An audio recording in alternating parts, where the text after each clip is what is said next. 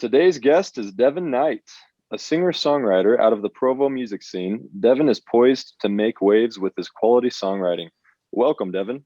Hey, how's it going? And going good. How you doing? Oh, better than I deserve. Hey, that's good. All right, so let's start back at the beginning. Where were you born and raised, and how did music first come into your life? Oh man. So I was born and raised in Provo. Well, I was born in Provo, raised in Springville. I've been in Utah County my entire life. And music was just kind of always around. My parents met touring with a musical out of BYU, Idaho. My dad ran our local community theater. Like music was just always kind of a piece of what was around in my house, and it wasn't always necessarily music that I liked or music that I wanted to listen to. But it was just always kind of there. Yeah. So whether it was musicals or orchestra stuff from my brother and sisters or stuff like that, it was just always kind of around. And then once I turned 12, I got my first guitar. Oh, nice. And it just kind of went from there. How'd you get your guitar? Did your parents buy it, or how'd that go? Yeah, I was at Walmart, and it was when they were selling those first stacked guitars for $100 with their little amp and everything. And I was like, yeah, that's going to be me. So my mom bought me one of those, and I immediately took it over to my friend's house who had a drum kit, and we started a heavy metal band. That's awesome. Yeah. So your parents were they listening to a lot of like musical stuff? Like, were you into that as well, or were you kind of like the counterculture type thing? Because you said you joined metal band. Yeah, I wasn't really into musicals. I was in a bunch of them because my dad always needed like extra people, or like there were a couple I thought I was gonna enjoy being in, but it was never really my thing. But they listened to other stuff too, and my dad listened to a lot of like James Taylor, stuff like that. And then once I started doing the metal band thing, I went really heavy into like punk rock and stuff, and like forget that, I don't want to listen to anything with an acoustic guitar ever in my life. That's hilarious. And then as I aged and became less cocky about metal music, I started listening to all sorts of stuff, and it just kind of went from there. That's awesome. What age would you say you transitioned to kind of more of your sound now? Probably around 18 or so. There was a coffee shop that opened up in Springville that had a little stage, and at that point, like, me and the band hadn't done anything. Like, we all grew up. Right.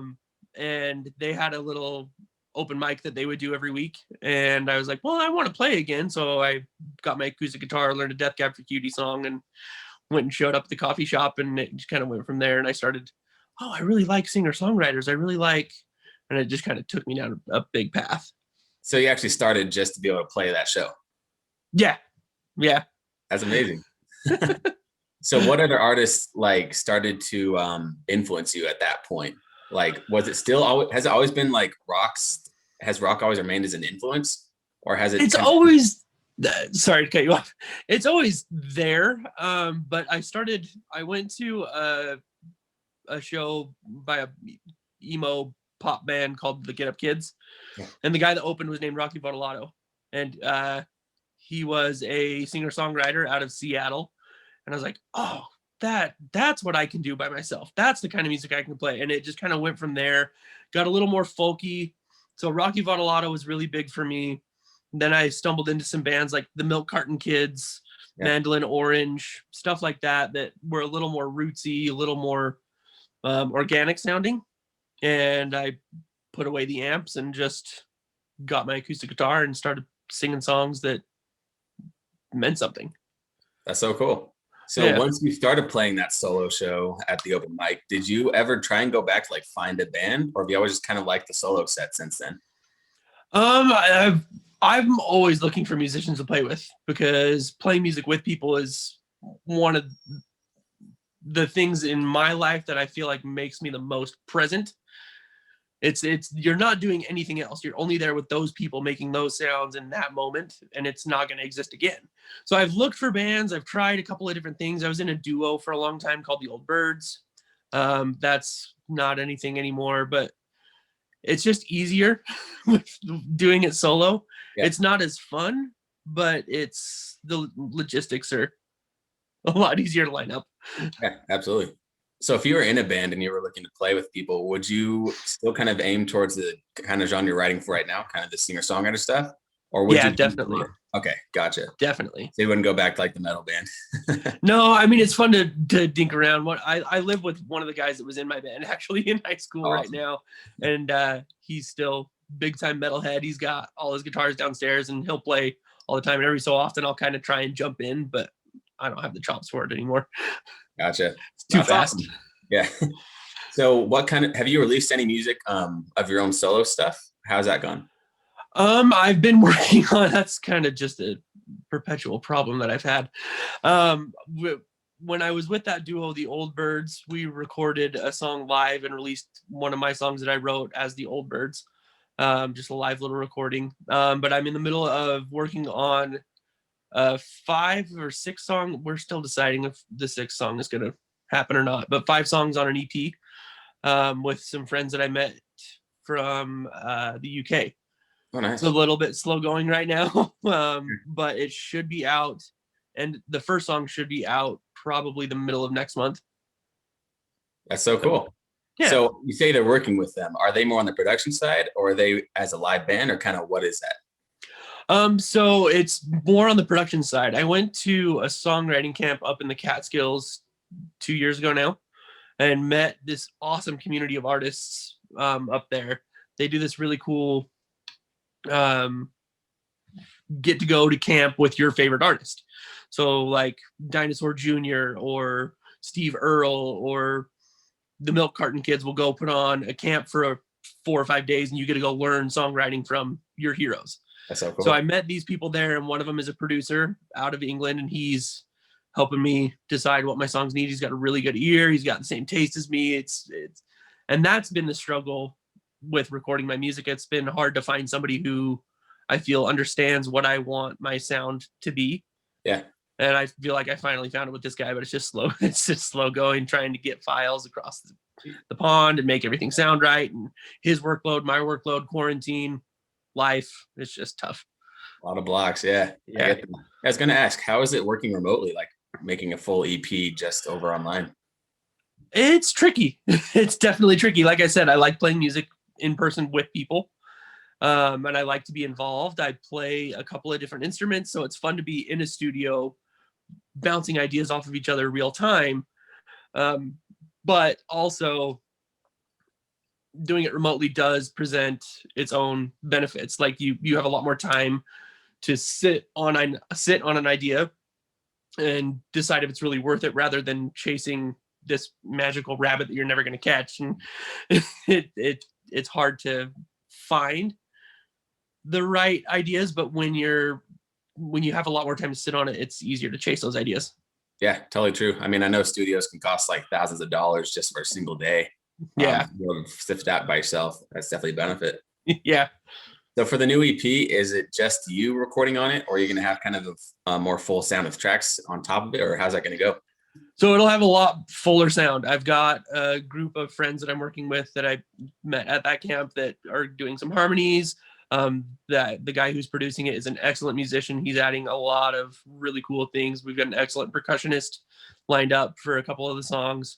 So it's going to be a lot bigger sound. That's exciting. Yeah. And you said the first song comes out in 6 weeks? Roughly, yeah. Awesome. Yeah. Can I hear what it's called? It's called Habits. Habits. Looking forward to it. Did you play that one live? I did, yeah. Awesome. Yeah, you had a great set. I'm so excited to hear it. Thank you. So what are your plans for live music going forward? Like, are you going to keep playing live? Are you going to keep playing by yourself, or how's that all going to be going? So for now, yeah, by myself. I want to be playing as many shows as I can, which they're finally starting to come back. Things are happening again. It's nice. It's exciting. It's for the foreseeable future, it'll be by myself until I find the right mix of available musicians. And it's just tough to find those guys. So yeah, play more shows, release more music, just keep going and doing it. I love it. It's something that I'll never be able to not do. So I might as well. I'm trying to make myself jump in harder. Yeah, that's awesome. So have you been to a lot of concerts yourself? Well, yeah. Yeah. Was there ever like a concert that you would say changed your life or like made you want to say, this is what I want to do, do music? Yes, actually. I talk about it all the time. At Velour, Velour, Provo music scene. Yep. It's amazing. Yep. There's a guy named J. William Henderson that used to be in a band called Band of Annuals. And that band hadn't been together for 5 or 6 years, but he got together with a couple of people that funded an album for him. And they did an album release show at Velour where they changed the entire layout. They put a stage on the floor, put chairs right up on the stage, and it was just unbelievable. We had some of the best musicians in the state come and play for him. One of my other favorite bands, Book on Tapeworm, opened. It was just beautiful. The sound, the visuals, just all of it was like, this is exactly what I want to be doing. This is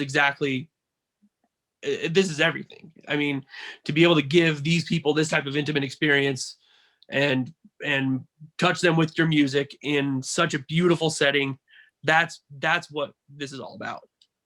Yeah, I mean, it's interesting. Like, it's interesting you said experience. That's kind of how I think of shows. I think there's shows where like musicians get up and they play their song, or else there's experiences where there's something else that says the audience is a part of this, Yeah. And I think that's something that Velour does especially really well locally, is they put on these experiences. They make it so that the audience is more involved, and there's a reason why they've been so prominent in the Provo scene. So shout out to Velour. That's awesome. Yeah. Have you ever played there?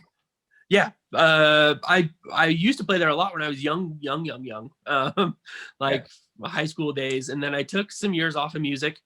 And once I started coming back and gotten that duo, we played a couple shows there. I played a couple showcases there. And then pandemic shut it all down as that all got rolling again. Yeah, for sure. No, that's cool. So what's like your dream venue to play someday? Oh, I've got a couple. The Ryman in Nashville is the biggest one, the Grand Ole Opry. There's also a cave that they do these folk underground sessions in that sounds really amazing. I mean, there's Red Rocks, but those are all just, I mean, it'd be really cool to play those places, but as long as I get to play music, I'm happy. Yeah. It doesn't matter where it is. Yeah, that's awesome.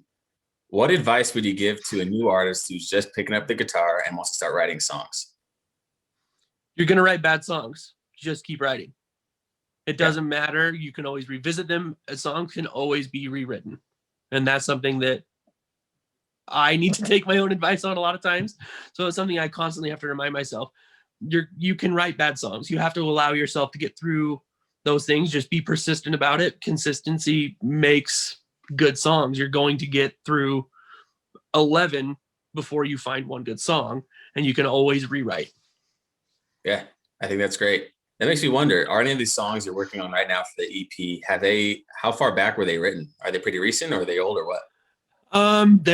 There's a couple that are actually really far back. There's one that I had written the riff 9 years ago, and just never, not the riff, but the progression and how I was playing it 9 years ago, and I never really had anywhere to fit it. Yeah. I tried writing, I think, 3 different songs on top of it, and none of them were ever anything good. And then one day I was able to kind of I was out of new material, so I just started going back in voice memos and came across it and reworked some of the lyrics, reworked the idea, interjected some new blood into it, and yeah, so it's a 12-year-old song at this point. Wow. That's awesome. Yeah, it's interesting because it's probably really smart for artists to kind of keep track with voice memos or some other way of the songs they write. Not only do you write a lot and keep writing, but also like record as you go, so you can come back and, like you said, revisit the old riffs or just any part of it. Exactly. I've got hundreds and hundreds of voice memos. I should be better at organizing them, because sometimes scrolling through to find the right one's a little bit of a nightmare, but yeah, I've got tons of notes, tons of voice memos just jotted down in my phone. Like, I'll have a quick idea and hurry and put it down, or hurry and like whistle something into my phone that I think is a good idea for a melody. And I've just got tons of those. Yeah, that's awesome. How would you compare the songs you used to write, like back at the beginning, compared to how you write songs now? Or like, what's the sound of it different? That's an interesting question. They're more, honest, I would say, instead of worrying about how I think somebody else is going to hear it. I really only started worrying about how I feel about the song, which has made them a lot more honest, a lot more vulnerable. I write some sad songs. I'm a happy person, but they come from real experiences in my life. And I think, all my favorite songs come from real experiences from my favorite artists. And I think that authenticity shows. That's awesome. Yeah, I'm looking forward to hearing all these songs. I mean, you played a really great live set. I know it's there, like the sound is there, and like your live show is there. So I'm really excited to see what happens. Thank you so much, man. Yeah, of course. What are you looking forward to? What's coming up for you? Well, the EP. We did have a show at Urban Lounge, but they canceled it for a bigger band to come through instead. So that was a bit of a bummer. But we're working on getting that rescheduled sometime in March. Other than that, just trying to book more shows. I'm excited that live music is back. I'm excited to be outside. I'm excited it's sunny again. But yeah, that's awesome. Hey, well, thanks for talking with me, man. I appreciate it. I love the Absolutely. conversation. It's good to hear more about your story, and I'm excited to see where he goes. We'll need to like reconnect after you release the CP and talk again, and kind of sure. get busy that time. For sure. That'd be great, man. Thanks for having me.